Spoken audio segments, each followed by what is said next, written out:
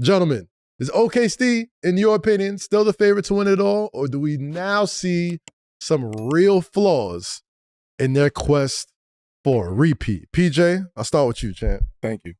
I'm one to always say, I always like the team that won the year before. They the favorites to me. I always think that. Because you going, like, it's hard during the season. I always say that too. The first half of the season is like a wash, right? It's like the beginning. Dog days. Everybody, the dog days, you know what I'm saying? You're going through the ups and downs, building a team. Even for returning team, you got most of your team back. Now you got new challenges, right? Yep. You done won it. Now we back together now, you know what I'm saying? Some people start feeling their stuff, you know what I mean? Yeah. Got some other guys come in, they playing well. People start feeling kind of way. You know, it just, you go through the waves of the season. But I still think OKC's the favorite. Even if I like another team and I think they got a chance to beat them, I still like OKC for real. Yeah. Melo, what you think, man? You've seen a lot of them up They close still and might personal. get 70 wins, bro. They still might.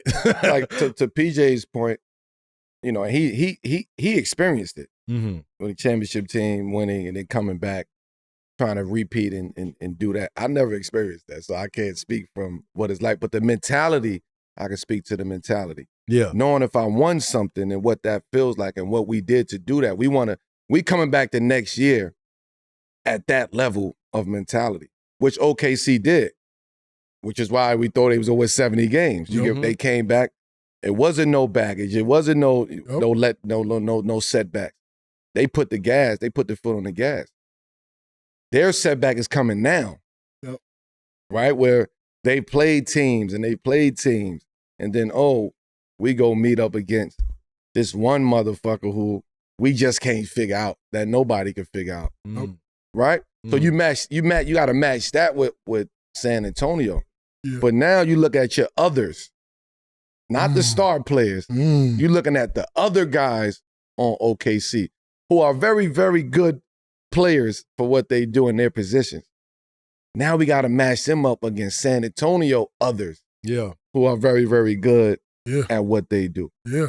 That's where the game is always won at between OKC and San Antonio. San Antonio, to me, others are better than, individually are better than their best player. No, the others versus the others. Others versus, take the stars out. Stars are going to do what stars do. Others. Right. Yeah. On San Antonio is better than the others on OKC individually. So now when you put that together on the court, we gain the advantage. And then you bring Wemby into the fold. Then you bring Stephon Castle into the fold, who is just he's a dog on both ends of the court. He don't care. He don't give a fuck about nothing. Yeah. Tough. Right? Dylan Harper's your ace in your pocket. Right? You throw him into the mix. You got Big Lou Cornette out there who's holding it down. Like, he been hooping this year. You get what I'm saying? So it's when those games has always been won by the others. And then Wemby do what he do. A lot of those games, Wemby's haven't even scored a lot. 10, 12 points. I become such a fan of affecting the game without even scoring the basketball. Like that's when you know Wemby is real. That's what makes it scary for them. It makes it scary, champ. Yeah. So that's why OKC can't figure that shit out. They don't know if he gonna get 30. They don't know if he gonna get 10. They don't know, but you still gotta prepare for that. Still they playing. But you know what I think? Honestly, I think this is gonna be like the test of like OKC greatness, right? Yeah. It's like, so a year from now, we'll be sitting here, if they do win it, like they went through that. Yeah, it's like you go through that, and if they can figure it out and still win and still be triumphant, then they gonna win the third one. It's like, yo, they gonna win the third one. It's like, all right, now we talking about it. Now we talking about, because that's what, like, good teams, like the great teams, it's always a team or two that just got your number. Yep. You know what I'm saying? It's like, man, we just can't figure them out. Like, we would beat everybody else, but we can't. And it don't even gotta be a good team. It could be a lower level team, bro. Right. And they just beat y'all every time. But it's like going through the season, figuring it out how to win, how to dig deep, you know, them dog days of when it get bad, to be able to beat them kind of teams, that be the difference maker for real. That's a fact. When the chips lay down and it's playoffs and it's all on the line, that's what it's all about. Now, also, I don't think Those are the hardest games. Though. Yeah. Like them dog days. Like them dog days of the season. January. Where it's like, right now. Right now. These are dog days. Right Right now. Holidays. Niggas are sluggish for the holidays. Can't wait for the All-Star break. Can't wait for you in between the All-Star break. You got Super Bowl coming up. Yeah. You got Winter Olympics coming up. You got all type of shit coming. Shout out to NBC. I did that. You saw the plug. You see the plug. But it's like you got all of this shit coming up. Yeah. And now, this is the time if you're OKC to like, we gonna cruise to the All-Star break. Yeah. But you can't cruise. Can't cruise. Mm-hmm. Because everybody else is trying to figure it out. They don't struggle with the best teams. Yeah. They struggle with Other the ones. Charlottes. Other ones.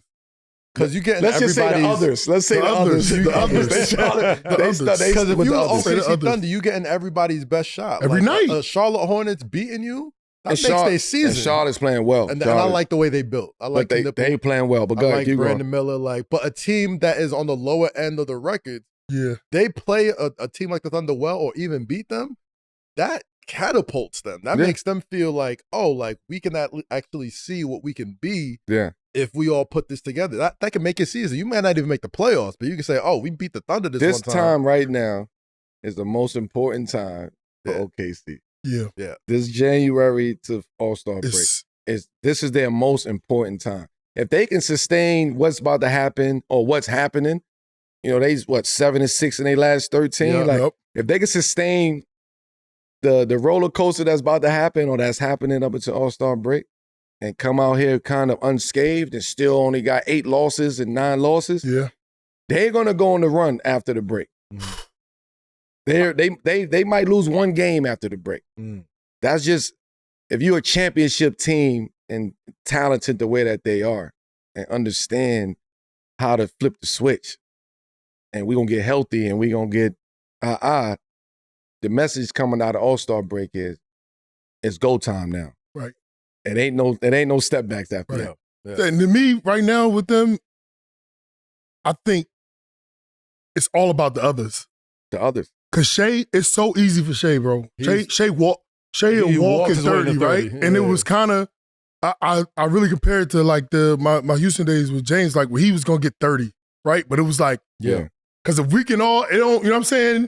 It's gonna switch up. One night I might have, you know what I'm saying? One night Trevor might, one night, you know what I'm saying? It was like that. But he gonna do him. We gotta figure out ourselves how to win these games, how to get stops, how to do all the little stuff, 50-50 balls, all the stuff to win games. Cause that 30, you go to clock him in for at least that. You know what I'm saying? That's the easy part. Okay. He gonna run the team and do what he do. But everybody else, we gonna generate those wins in them dog days where, you know what I'm saying? For sure. Where we ain't rolling, we ain't making shots, offense ain't clicking, but we still win them games because we some dogs. No.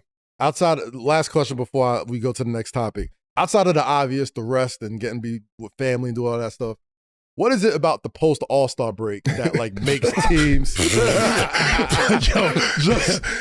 lock in? Like, what is it about that time that's my experience? My experience is when you understand the dog days. I'm talking about the dog days. Let me just give context of the dog days. Right. The dog days is those days.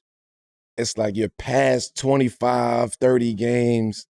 You coming up to halfway in the season. Mm-hmm. Injuries is little petty shit is happening from a physical standpoint. Mentally, you might be trying to figure out if we gonna take this leap or when we gonna take how to figure it out. Yeah. In a sense like OKC, teams that they targeted, right? So they are coming out every single night. They tired too, motherfucker. Yeah. They ain't AI. They ain't robots, motherfucker. They tired. Human beings just like everybody So this else. is the dog days of, to his point, the others got to step up and the others become more appreciated during this time because y'all got to hold it down for everybody else to figure this out. But Shea is leading. Yep.